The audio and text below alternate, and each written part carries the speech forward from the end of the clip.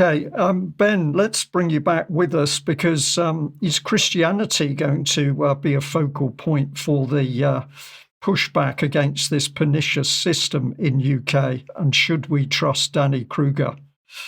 The answer to the first question is yes. The answer to the second question is I'm not so sure. But let's have a little listen to what he said in Parliament at the end of last week.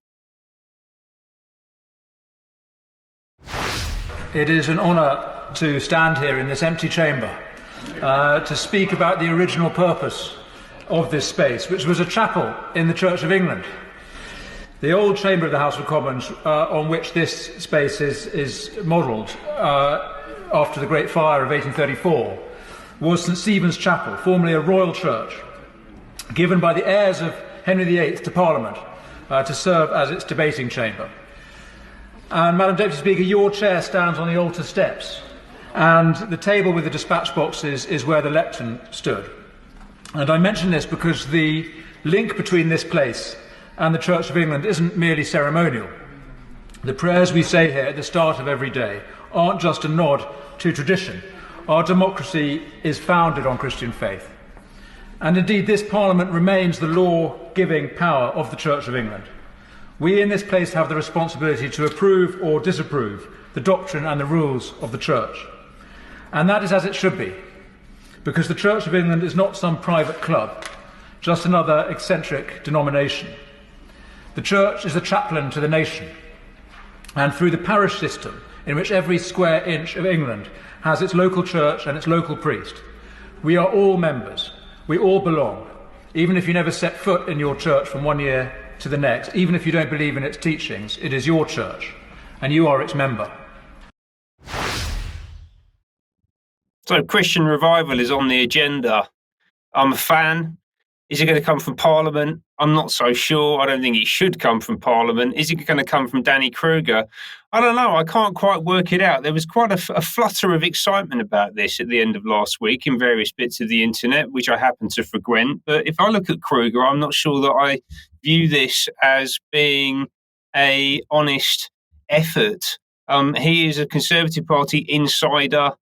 He's the current MP for Devizes and now East Wiltshire since 2019. There's been a change to the constituency there. He's a former leader writer at The Telegraph, a co-founder of Only Connect, which was a charity focused on people coming out of prison.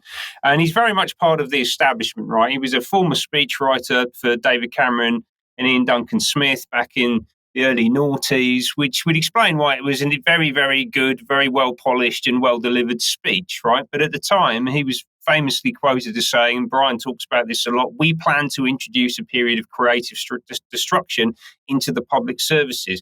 For me, this makes him one of David Cameron's change agents.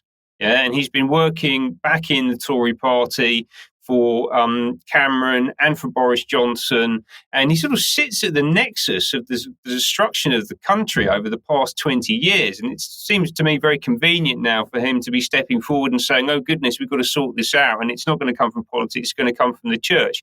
Also, if you go to his personal website, it says here that his politics are probably best described as communitarian, which is another huge red flag, right? The communitarian systems, the big society that David Cameron pushed forward based on ideas from Saul Alinsky, that is a radical left-wing communitarian approach, right? This is sort of neo-Marxism writ large, and this is written directly on his About Me page, what he believes. And importantly, there's no mention on his What I Believe page about Christianity.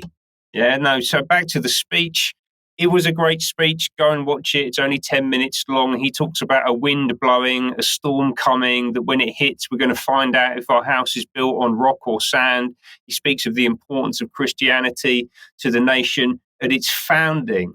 Yeah, the fact that England, uniquely among the nations of the world, was founded, created consciously, he says, on the basis of the Bible and importantly on the story of the Hebrew people. And he does tie us very closely theologically to the Jewish people. I noticed that. It's impossible not to in the current context, everything going on around us. He talked about a fight back against another religion, not Islam, that he did reference, but actually this religion of woke.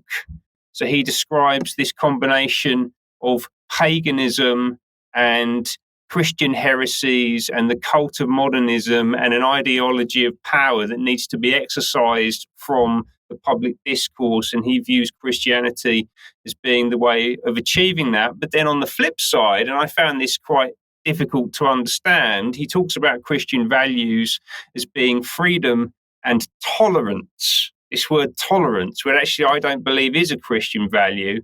And I think it's probably fair to say is one of the things that's got us into this mess in the first place, too much tolerance. And I would remind people of Matthew 10:34. Think not that I come to send peace on earth. I came not to send peace, but a sword. Much more on this to come.